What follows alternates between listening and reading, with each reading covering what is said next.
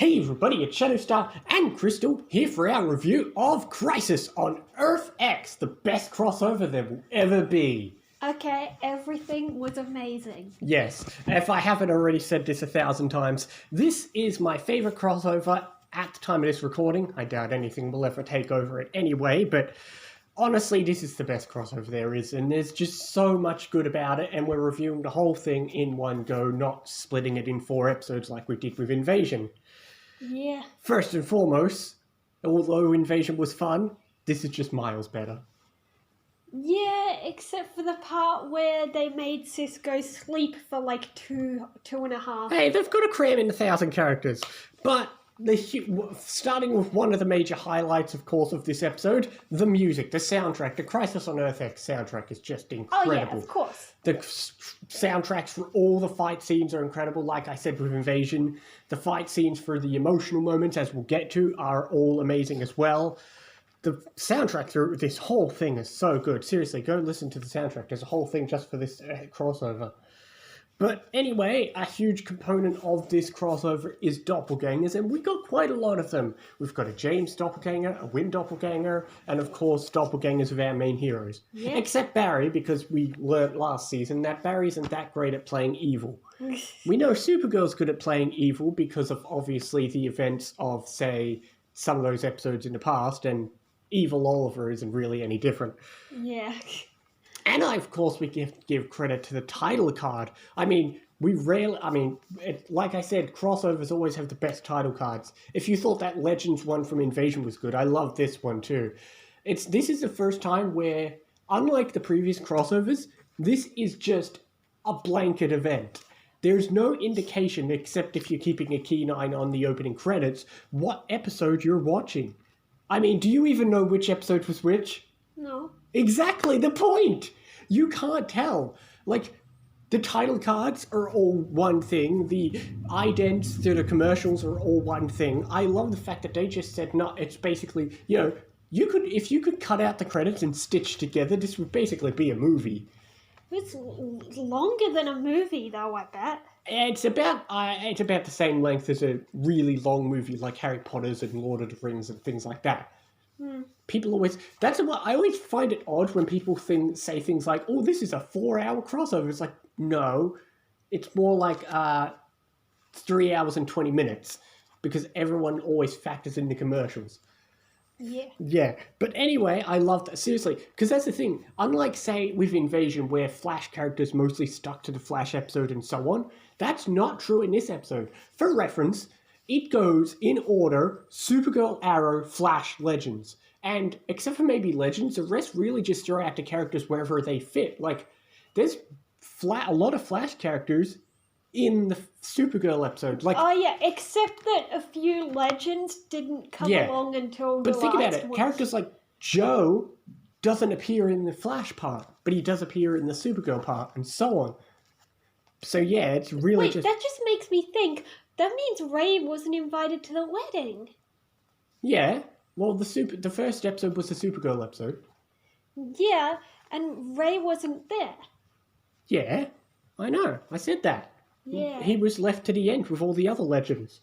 But anyway, obviously we have to talk about the opening montage where, once the show actually begins, we get an opening montage of all our heroes. For some reason, King Shark has escaped Argus again. Just because. I thought Argus was secure. I love all that fun little music when we're doing all that montage. It really does make you feel like you're in a movie. The pacing is brilliant. That's the thing. So many times in these crossovers, the pacing is just a mess and everything feels messy. The pacing in this is really a movie, honestly. But yeah, I love that opening montage. We get a nice pickup of where everyone is and what they've been up to. I have said that this will feel jarring if you're a Supergirl fan because there's barely any Supergirl stuff in it. I mean, yes, Kara's in it and she's got a big role, but otherwise... I mean, there is quite a lot of stuff with Alex as well, but still, the rest, everyone else gets like one quick scene, maybe at the beginning when we're still on Earth 38. I think John maybe has one line. Technically Wynn's doppelganger's in it, so that counts. Yeah. And same with James. But obviously all the other Supergirl cast have just been ignored. Oh yeah, speaking of the moment on Earth 38, we see a Dominator again, which brings up the question. Lila said, we've been calling them the Dominators, implying that it's not a name they use, like how we call ourselves humans. They didn't call themselves doppelgangers. We humans chose that name. Kara then learned that name, used it here. So... Which is odd, because in Invasion, she says, oh, we had them on my planet. So what did you call them? I mean, granted, that's more a nitpick for Invasion, but it's an interesting... Oh, it's like when we bickered over of naming Mars. Yeah. But anyway, yeah, that opening montage is great, and obviously they pick up with... they give a quick reference to the Supergirl stuff, because like we said with last Supergirl episode, it felt jarring that we just kind of ended the Mon-El stuff and like, oops, now we've got to get into a crossover. Yeah. Yeah. Like, from a Supergirl perspective, I have said that you should just kind of ignore the crossover. It's like, you could just jump into the next episode, but still... Obviously, we pick up, like, everyone's plots are being picked up, because obviously, suddenly, we've just got the Firestorm cure after how many episodes of The Legends trying to figure it out. It's like, oh, there it is, got it. Wells has built it. Yeah, we need Harry and Cisco's help. Why didn't we get them in the first place? Whatever. But still, because this is 4 parts and they really pace it so well, you really can spend, like, say, the first half of episode 1 doing all that kind of getting to know you and hanging out phase, which is so good because it's just nice to have those small crossover scenes of people in the same room together again, whether it's, Stein hanging out with Wells or just whatever people hanging out, or the girls hanging out together or whatever. Yeah, but I think the best character interaction was Alex and Sarah. Not just the fun part, but the nice resolutions later on. Yeah. Like when they were on Earth 38 and they were talking and she mentioned how she lost her sister and in the end how they talked about how, or there was a part where Alex said she wanted to get back to Maggie, and it was Sarah who told her, look, trust your instincts. You're the one who decided you needed to break up.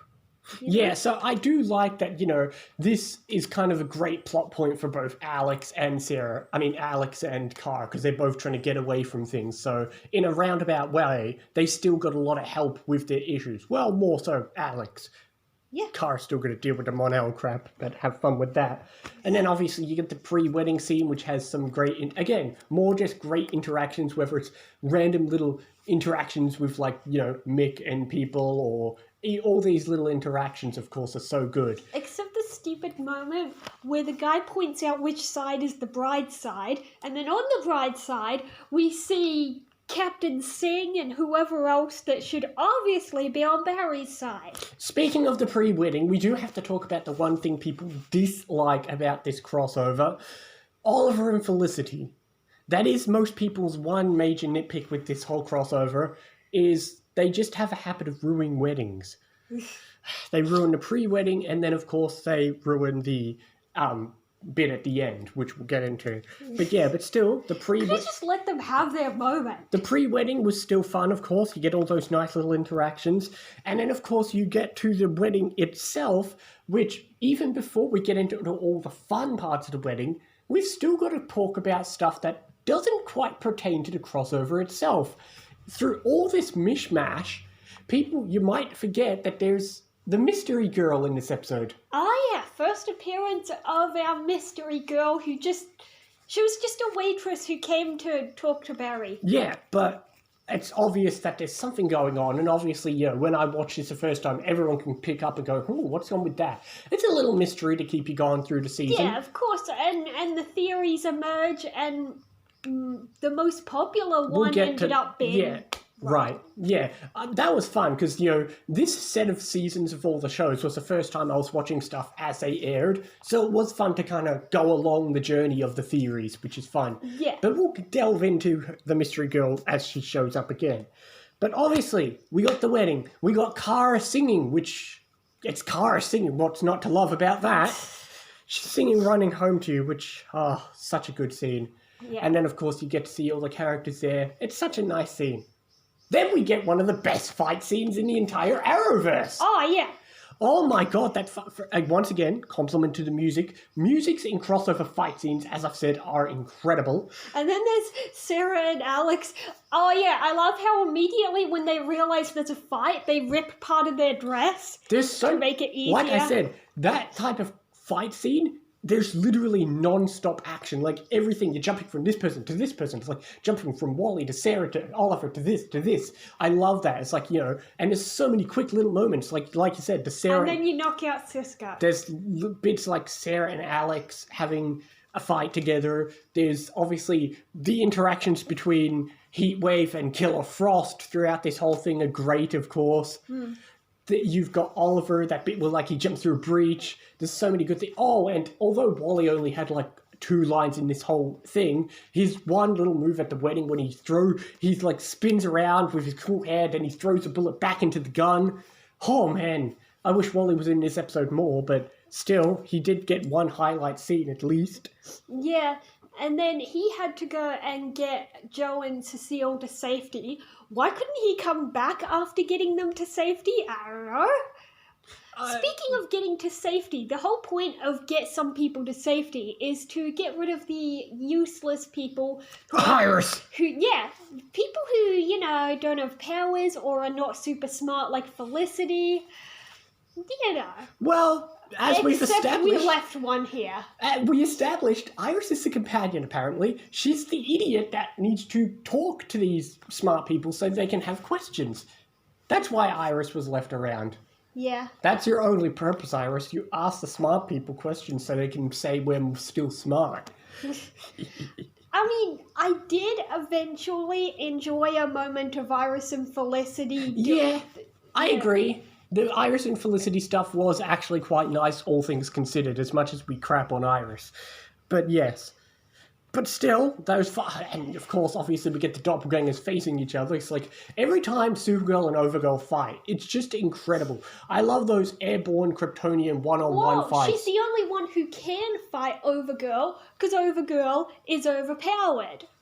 That's why she's called Overgirl. But still, whenever we get a one-on-one Kryptonian fight in the air, it's always so cool. Like Kara and Overgirl fighting at the wedding, or of course in the climactic fight near the end. Seriously, it's incredible. Yeah. The only nitpick I have, the issue with having villains like Reverse Flash and Overgirl, who are really super powered, is there are times when we should have lost. There are so many times when the villains are idiots, they could have won. Well, or just, they could have killed someone or done something smarter. There's a few example, there's a part where Overgirl's fighting Sarah. Why are you just punching each other? She's right in front of you. Just use your eyes and melt her face. Not that I want you to do that to Sarah, but from her perspective, or that exact bit where they were fighting, and then I get why they needed Kara alive, but why didn't they just kill her? As leverage. They did say as leverage, because it's like when they threatened Felicity and Iris, and Kara said, don't do it. If they've got leverage, it's got something they can threaten Kara with. So I suppose that's their logic. Then why didn't they keep them close by to threaten them? Instead, they throw them on Earth X. Good point. I don't know. Maybe they probably, I don't know. They still did plan on killing them, but why they didn't kill them right there and then? They bring them on Earth X just to bring them out of the fence to shoot them a few steps away. Anyway, as we were going, the wedding fight scene was amazing. All the characters are amazing. Then, of course, you get to the revelation of who our enemies are, and we get a quick cameo by Tommy as Prometheus. Why is he Prometheus? I don't know, but here he is, just for a quick cameo. It's like if you can't get somebody organically into the episode, make him a doppelganger, and there you go. It's like, it was a nice little scene for exposition and all that stuff, and I suppose it kind of works because I suppose it's almost a little reminiscent of Oliver having to confront Black Siren because he finally gets to come face to face with somebody who's wanted to see for ages. Oh, yeah. Yeah. But anyway, obviously we get to meet our villains. Obviously, we've already said we've got Overgirl. We've already got Evil Oliver, which that's the same as always. But then, of course, we have Reverse Flash. And they don't even bother to tell us how the hell he exists. We will get to that one day. Don't worry, there is an explanation one day. I know, but at this point, when this was new, it's like, what the hell? And it also makes you question why he has that face. He does say he put it on. Here's the thing. I don't mind his face in this episode because he says he does it to piss Barry off. Okay, that's fine. There's later episodes where there's no logical reason why it should. Yeah, because, like, Barry pulled him from the timeline before he kills his mother. Then he goes and does Legends Season 2, and then Sarah, like, brings the time wraith there, and we know it. No, that's not the point. The point is, I don't mind why he has this face in episode. He said he put it on to piss off at Barry. That's fine for now. But by that logic, it won't make sense next time.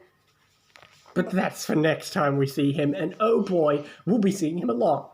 I hate it too, because this episode ends on a stupid thing where it's like, I wonder what face he'll be wearing. Spoiler alert, you'll see Tom Cavanaugh play the Reverse Flash any time.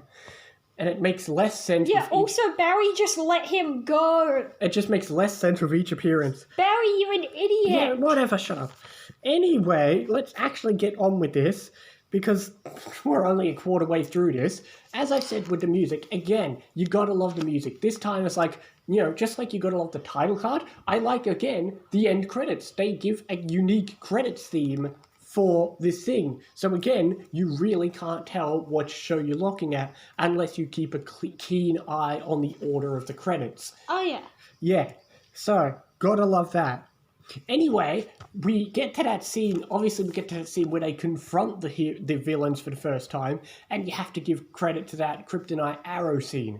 And here's the thing, people often think, as cool as it is, they're always like, well, why is that, what's with the cool shot where it's in a case? Because, remember, just being around Kryptonite is enough to hurt Kara. Yeah. That's why the arrow is in a case, presumably lead. Okay, so Kara questions why he has one, and he answers, obviously, in case an evil her showed up. The real question is, how did he get kryptonite? I know. Where do you get kryptonite on Earth 1? We'll never know. Some things just don't need an explanation. And then, of course, you get the iconic bit where they save the people in the building, which, again, another great scene, another great musical scene. Yeah. Another example of when villains cause some destruction so they can get away. Well, it worked. Yeah, exactly. And got then away because we needed everyone to fix the building. And then we get to the warehouse fight scene, which before we even get to that, we have another iconic... Seriously, this show just loves its money shots. That shot where, like, everyone's... Even though it's slightly unnecessary, everyone's, like, preparing for the fight. You know, you see, like, Firestorm, Sarah, everyone grab their weapons and walk down the hallway. It's like, that's a cool shot, once again. Yeah. You gotta love the cool shots. And then, of course, while they're all having another crazy fun warehouse fight scene, you've got Mick and Killer Frost working together to stop the evil Arrow. Oh, yeah. I love that Mick takes on a leadership role and says to Iris and Felicity, you two hide. Caitlin, you're with me. We're doing stuff. I love that small little detail. Mick steps up. I love that moment. But yeah, and Mick and Killer Frost, I love their dynamic. They don't get much together, but I love the fact that they kind of like to put them together a lot. And then, of course, when that happens, we get the iconic shot of the Arrow B team finally showing up. Yeah, but also, putting Mick with Caitlin is great because it also shows how far Caitlin has come.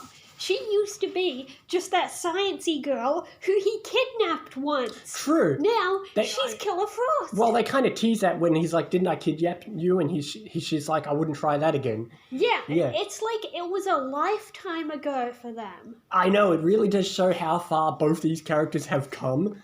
It's like Mick's invited to a wedding and Caitlin isn't afraid of things. And also, you got to think about the fact of, like, up until now, Caitlin's still been very hesitant with the whole Killer Frost stuff. Like, Season 3 ended, and then Season 4 opens, and she's still trying to hold Killer Frost back.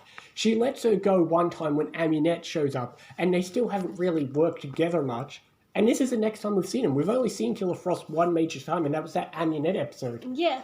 So again, it really is a step up for Killer Frost as well.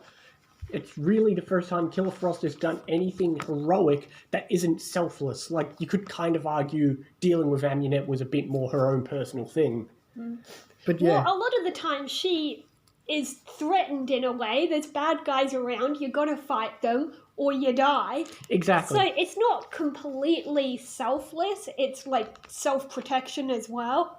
And the thing I like is, even though we're not on Earth 38, they keep trying to find ways to litter the Supergirl stuff throughout it. Not just with the Supergirl characters, but then you get things like, here's Metallo. We get to see Metallo again. Why? Just because. Why not? Yeah. Yeah. And then, of course, later you get Red Tornado, which looks way better than we first saw him. So thank good for that. Yay. But yeah, obviously, yeah. So then, of course, you get the great scene where, they're finally taken to Earth X, and although this is an amazing crossover and there's lots of fun moments and comedic moments, there still are moments where you remember, oh wait, our enemies are freaking Nazis. Yeah, that's when it gets dark. Exactly, but I like the fact that they don't shy away from it, because, you think they could go overboard and dramatize the Nazis, but they still have moments where you remember, oh wait, yeah, they're Nazis. Yeah, you see them all in, like, the striped pajamas in the fence, and you see Ray, who at first you don't realize... Ray, not Ray Palmer. We've got our new character, by the way. Ray Terrell from the non-canon show Freedom Fighters, The Ray. At first you don't realize he's important, and he's there to ask about the pink triangle, which Sarah can relate to. Yeah, and Alex. Yeah. Yeah. And speaking of Sarah, we get another... Like I said, when you can't think of a way to put a character in the episode, bring in a doppelganger. Yeah. This time it's Quentin, and I like the fact that Quentin the actor for Quentin kind of puts on an extra accent. I like when the actors do that, because you really forget you're looking at a doppelganger. Yeah, this guy, he really is dedicated to his ideals, because Sarah was his daughter, and he told us, oh yeah, I had a daughter just like you. She was perfect, blonde, white, but just like you, she liked girls, so I killed her. Yep. But yeah, so yeah, we got all that stuff, and the really dramatic scene is the bit where they're about to be killed, because you think about the fact of, you watched them, they really have no plan. It's like, that's it, they were going to die. Yeah. If Snot didn't show up, that was it. They had no plan. They tried to get away, but the collars can electrocute them, but... Yeah, that scene was dramatic as well. Seriously, those moments really shine through. But yeah, speaking of shining through, we get our brand new character from the non-canon spin-off show, Freedom Fighters Ray. You said that. The reason it's called non-canon is because, one, we're not going to watch it, but more importantly, the reason we're not watching it is because if you watch it, it makes no sense whatsoever. It's supposed to be set before the events of the crossover, but they also meet some of our heroes and act like they've met them before. It's really messy. That show has literally no sense of continuity, so in my mind, fuck it. Okay. Yeah, so that's where he's from if you really, really wanted to see more of Ray. But we'll be seeing more of his Snot later, because he's sticking around. Yes. He is staying on our Earth while Ray is staying on his Earth.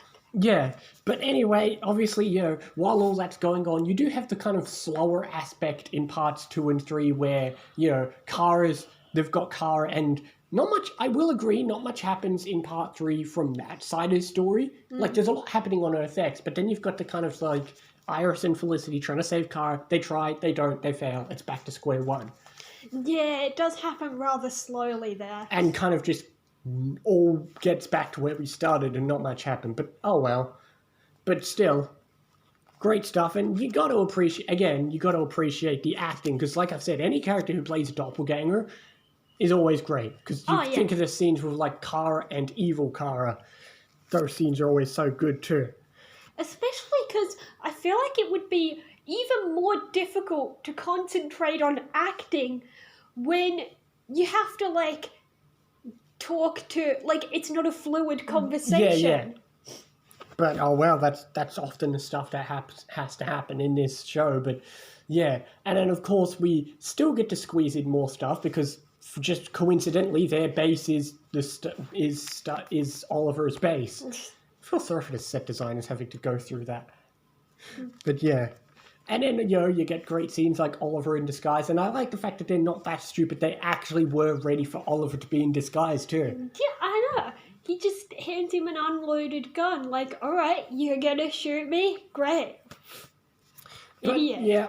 But then, of course, and they've got their own evil Wave Rider, which, very quick tidbit some people may not notice, is the voice of the evil Gideon is the same person who plays Moira, Oliver's mother. Oh, yeah. Yeah, she only has one line. But anyway, getting to another amazing scene. Basically, all 4 parts have huge fight scenes. Like, you've got the wedding one, the warehouse one. Part 3, of course, has the breach room fight, which, again, another great fight. I don't know why. It's so fun to see Sarah with a machine gun, because you rarely see her. Like, she's usually hand-to-hand, but she just busts in the door with a machine gun. But, and then you get to see great teamwork between, like, Barry and the Ray, because you get to see them stopping Red Tornado, which again, Red Tornado is fun, and I love that moment where like they do that cool thing where the lightning hits the Ray and all that stuff. Yeah. Oh man. But of course, if we're talking about the breach room fight scene, we have to get to the devastating climax of it. The end of my favorite character in Legends of Tomorrow. Stein gets shot. That's it. Now, don't worry about cliffhangers. I would like to remind you, when this originally aired, parts 1 and 2 aired one day, and the next day parts 3 and 4 aired. Yeah, so thank God for that. So, yeah, you wouldn't have had a cliffhanger of Stein dying, which is also why only part 3 has a previously on, because they knew that parts 1 and 2 would be back-to-back, and parts 3 and 4 would be back-to-back. Yeah. But, yeah, Stein dying, which... You got to give credit to the actors, the music, the everything. That was... Yeah, as much as we hate that he's dead, they did it great. Everything was well done. Like, if you think of part 4 is either 2 things. You're either sad or you're watching a cool fight scene. That's all part 4 is. I know, and they did so many great moments. Like, okay, like talking to Jax in the hospital room, or, and then and then there's moments where, like, each of the legends gets a moment. Just the shot of his glasses. Holy crap. I know. And then they ask, where's Jax? And then we realize exactly where he's going. Yeah, that's the scene that really that's the thing. All he has to say is, I'm sorry, and Clarissa just knows. That's a scene that really gets me. Because like I've said, when like Laurel died, sometimes it's not just the character's death that gets me, it's everything surrounding it. It's like, I rarely get emotional, but I really did get emotional the first time I watched this, and I still did now. Like, that really, every time they do things like that, it's like the bit where he says, please tell Clarissa I love her, and then the bit where he shows up at the house, those 2 bits really got to me the most. But, the fact that this crossover is so huge, but they managed to, it's paced so well that we can stop and take the time to actually give all these moments the time it deserves. Yeah. And, like, they give a shot of everyone. Like, you see Barry, and then you see, like, Cisco, and then, like, all the legends and everything. Then, yeah, and then, of course... it's, like, it's just so terrible, because, like, all he wanted was to stop adventuring and just go home, be an old man with his daughter and grandson, and... Well, yeah, because throughout this whole thing, we've gotten a lot of build-up to that, too, because, like, obviously the past couple of Legends episodes have dealt with that, but then, throughout the crossover, there's a handful of episodes that really delve into that and go into it before we get to the climax as well. Yeah, I know. Like, there was a bit where Stein tried to give Jax powers because he stupidly assumed that he wanted powers to be on the Legends, and and then eventually they talk it over and they realize, no, it was just because he was upset that he was going to miss him, and God, if only he knew. Exactly, so yeah. And then, of course, he got the funeral, which, again, I love just the way you could see everyone, it's getting to everyone, and then you've got the funeral scene and everyone's there. It's just tremendous acting by everyone, and then of course tremendous music, like the climactic scene where he's about to die, and the sad version of the Firestorm theme and the sad version of Stein's theme, and the sad version of the Stein theme isn't that much different, to the point where like when I rewatch old episodes and I hear the Stein music in the background, it already gets me emotional because it just brings me back to that scene. But anyway, and the one thing that if the one horrible thing about how Jax had to tell Clarissa was that, if you remember, in one of the very first Legends episodes, it was Stein who said that he feels responsible that if something happened to Jax, he would have to go to Jax's mother and tell her that her little boy isn't coming home. Yeah, and here we finally get the reverse payoff where it's the other way round. Yeah, I always remember that. In a twist of cruel fate, Jax has to do exactly that. Whenever I see that scene, I always remember this, and now we can finally point it out. But yeah, that's so true. But yeah, and then of course you get the huge mood whiplash, but it's so true. The show really reflects how you're feeling, because, Sarah's, I like that bit where Oliver talks to Sarah and she's like, I'll cry at the funeral, because in a way, it's almost like she's talking to the audience, because you think, we got to get back into the action. Yeah, she's saying, look, she needs to be strong for now, and then she'll cry at the funeral. I like that. All right, we took a moment to grieve. We need to go back to dealing with stuff, and then we can go back to grieving. I know, I like that, because it really reflects the audience, because it's like, we're all sad, but then it's like, bam, we're going to get back into it. It's back to the... Yeah, we still got villains to deal with. Which, then we got that iconic shot of, like, everyone standing on, like, the stairs in the Wave Rider. I mean, that's the money shot right there when they're all talking. Yeah. Yeah. But death really is an important theme, especially in the last segment, because it's because of Overgirl's death that evil Oliver stops and lets his guard down, and that's how we're able to get him as well. Yeah, but still, and throughout this, and then of course there's so much going on in all this. It's like, even before we get rewinding a bit, you get the scene where, like, as we said, the Legends kind of didn't appear till part 4. So, you get that scene where we save Kara, and then you see them arrive at Star Labs, which... you could see everyone show up, like Zari and Amaya and Nate and everyone. You get that, you get things like Ray being here and interacting, which is great, because you forget the fact that, Ray is familiar with the Reverse Flash and all that. So you get little mentions like that. And then, of course, you get the bit where, like, Nate breaks him out of the prison, and then we have to call attention to the fact of, as much as we've said there's a lot of characters and everyone gets time to shine, some characters don't. I'd like to point out that Renee has literally 6 words in this entire crossover. Yeah, and Diggle didn't show up until right till the end. At least there's a plot reason why Diggle couldn't show up. Oh yeah, he can't, like, fight or whatever. Yeah. I don't know, it's been so long since we watched an Arrow episode that I forgot. The last one was the one where, like, Oliver found out about all the stuff that was going on, remember? Yeah. And that's why he's not going to be fighting right this second, which is why Oliver is in the suit at the very beginning. Yeah. Yeah. But then, speaking of suits, Zari has a new suit. Yeah, she just wanted to fit in. She'll never wear it ever again. Zari never uses a costume ever again. They just wanted it for this cool shot, and that's it. But still, love the fact that Zari's involved. Everyone gets a time to shine. Yeah. Yeah, like, Zari and Killer Frost and Amaya were, like, going up. That was a good shot where Killer Frost is putting a pathway, and then, like, Zari's propelling them forward with her powers. Oh, that was so good. If any of the 3 of them let go, they're screwed. Like, they're all holding on to each other, because if you let go, someone is screwed. And then, of course, you have to talk about the scene where they destroy Metallo. It's like, there was, like, 8 people in that room. You got, like, Dinah, you've got, like, you've got Barry the Ray, Firestorm, Dinah, Cisco, Killer Frost, Heatwave, all firing at it. That's such a cool shot. That is the most overpowered shot ever, and I love it. Yeah.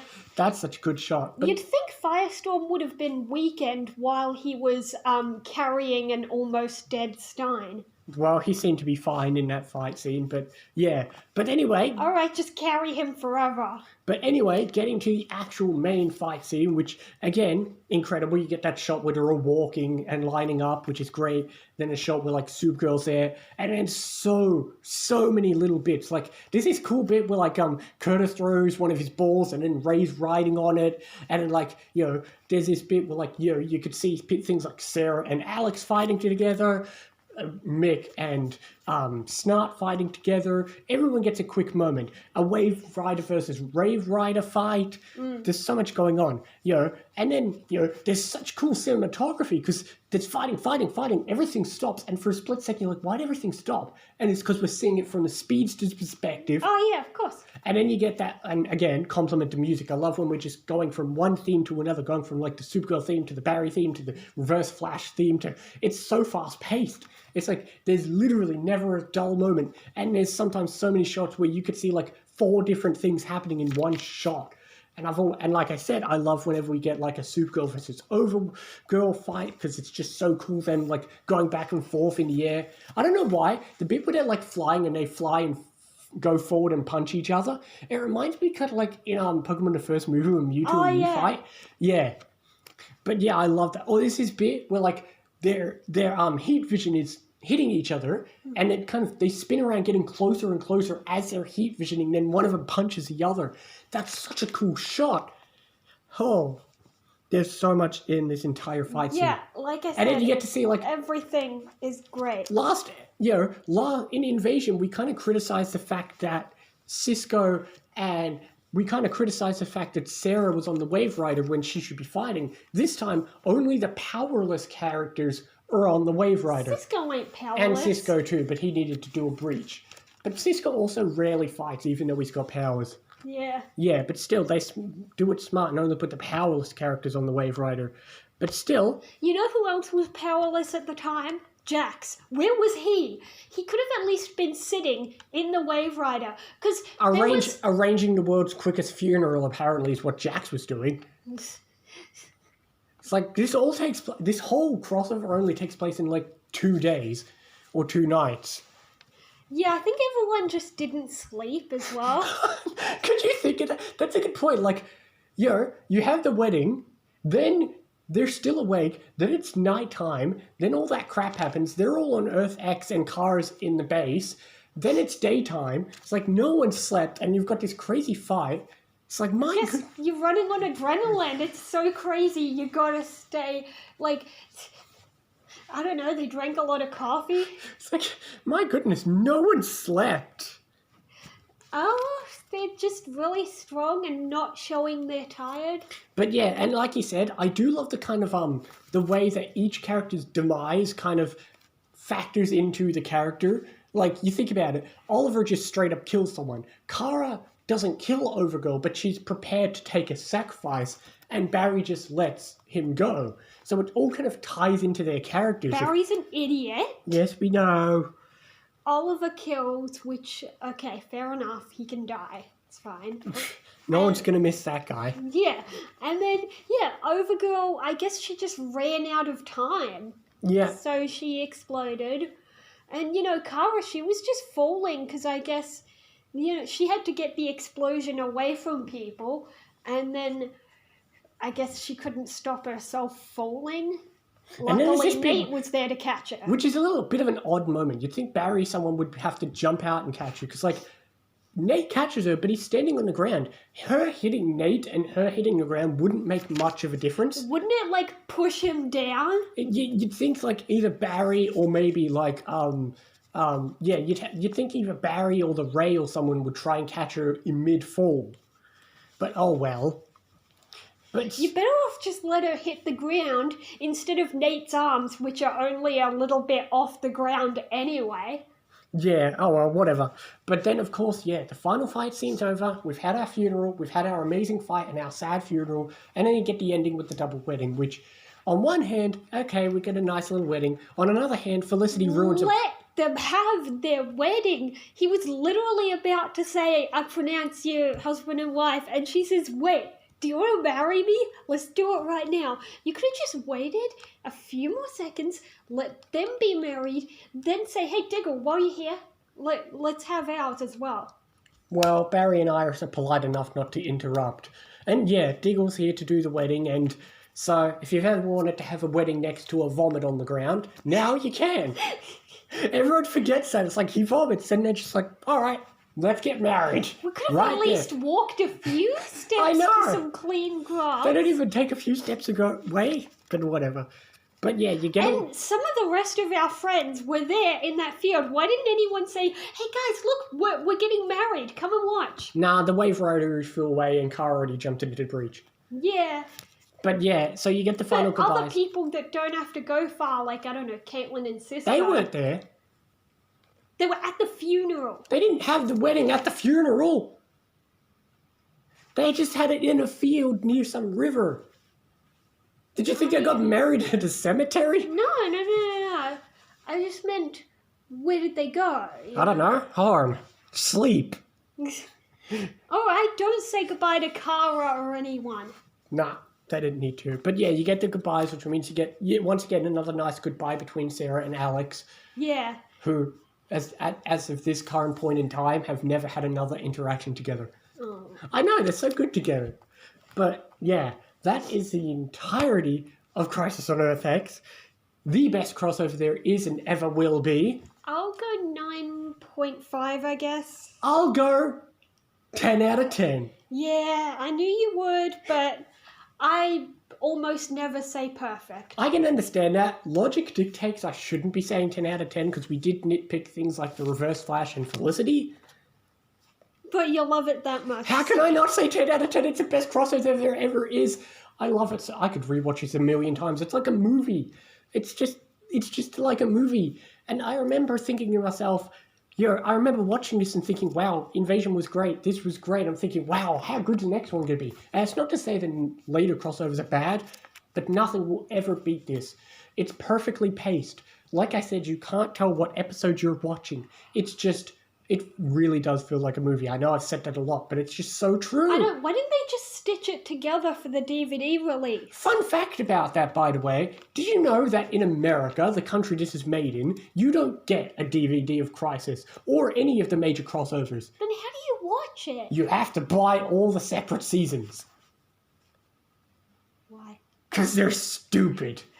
Luckily, in Australia and other places, you can just buy an individual DVD of the crossover, which, to be fair, I own all the shows anyway, so do I really need this DVD? Not really. But at the same time, like, if you're somebody who only watches one or two shows, buying this DVD is way easier. Ah, yeah. And yeah, because you got to think, there are people out there who don't watch every show, but obviously still watch the crossovers. Yeah. Yeah. I mean, that happened to me at one point with Invasion. Yeah. At the time I first watched it, I don't think I had seen, like, any Arrow.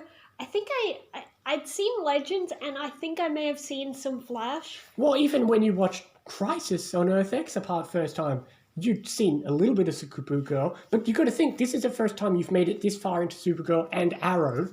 Yeah. So, this is the first time you've watched Crisis on Earth X in time.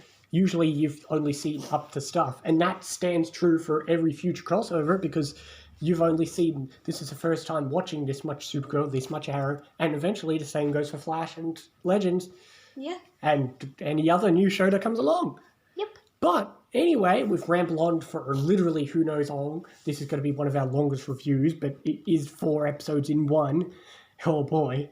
I think I'm going to sneeze at any point. Before that happens, we will see you next time for more Arrowverse reviews and other things as well. See you next time, guys.